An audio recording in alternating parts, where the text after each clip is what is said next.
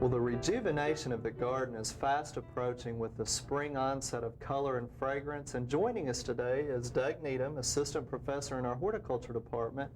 And Doug, welcome to Oklahoma Gardening. Thank you, Steve. Good to be here. Now, Doug is also an instructor here with our floriculture classes, and you're going to show us how to bring this color indoors. Doug, what are we going to be doing today? Well, we have a nice, easy design here to create. It's a spring botanical arrangement using very minimum number of flowers, 9 flowers. So this is something I think probably most gardens could afford to spare 9 flowers. Absolutely. Now, what about other supplies that we would need? Minimal amount of supplies, nice little wicker basket with a plastic liner, piece of floral foam. It only takes 1/3 of a brick of the floral foam, and then a little sphagnum moss to kind of add that natural covering of the earth look to the design. And why don't we go ahead and get started, and you tell me that most of these supplies we can get at a craft store under $5. Right. Craft supply or your local florist shop would be able to provide these without any problem. First thing you want to do is just put that little covering over the foam so that it looks like it's that natural moss growing on the earth's surface. And then we're going to select here 3 of our Dutch iris. And these have been grown as cut flowers specifically for the purpose of creating designs, but you could just as easily have gone out to the garden and harvested these.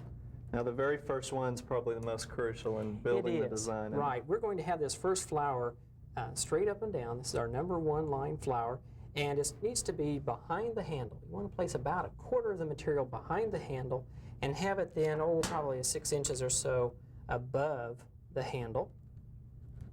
Now, Doug, as you're placing the other ones in there, talk to me about, as we harvest these out of the garden, what precautions should we keep in mind? Okay, one of the things to keep in mind is that they are fresh flowers, so be sure and take a bucket of cool water out to the garden with you. And if you're going to be harvesting daffodils at the same time, carry a separate bucket for the daffodils, because daffodils tend to have a very viscid or sticky sap that comes out of the bottom of the stem, and it will plug up the xylem of your tulips and Dutch iris and so forth, and then they will wilt and die quickly. So keep those separate then. Right. Now, what about adding any preservative to the water? Is that a concern here? You know, most of the time we recommend using a floral preservative, but with the spring bulb flowers, we don't want to use a floral preservative because it tends to make these necks elongate, stretch, and then the flower kind of hangs out and doesn't look very attractive. So we try not to use any floral preservatives with these. It's better to use just cool water right out of the tap. Great. Now, I noticed on the tulips and daffodils you're leaving a lot of foliage on them. Any comments on that? Sure. Again, since these were grown specifically for cut flower purposes, they've harvested the foliage. Now, you may not be able to risk taking that much foliage out of the garden because, of course, that's providing for next year's flowers. But if you have a large garden of spring flowers, you could probably sacrifice a few and that way have a little bit of decorative foliage to go in this design as well. Now, I know another concern, too, we may get up and be very excited about harvesting our flowers but not actually get to the design for a while. How can we best save the flowers before we use them? Do we put them in a refrigerator or what? Normally, you'd think, I'm going to put those in the refrigerator and they'll last. But if you think about what else we store in the refrigerator, we're storing apples and oranges and various other fruits and vegetables. And one of the things that they do is they give off a plant hormone called ethylene. And ethylene will cause flowers to die quickly. So it's better to not put them in the refrigerator, but rather put them out on that cool back porch or deck, someplace out of the sun that's cool.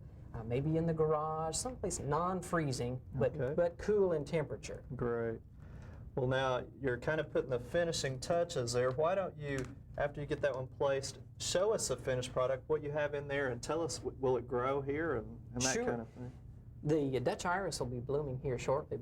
And the daffodils that we saw a little bit ago, of course, are already beginning to flower. Tulips won't be too far behind. You can see it really just takes 9 flowers. 3 of the Dutch iris, the 3 tulips, and then we've used freesias here. You could just as easily have used daffodils in this because the freesias really don't grow well for us here in Oklahoma. No, they don't do well outdoors in Oklahoma. We get hot too quickly.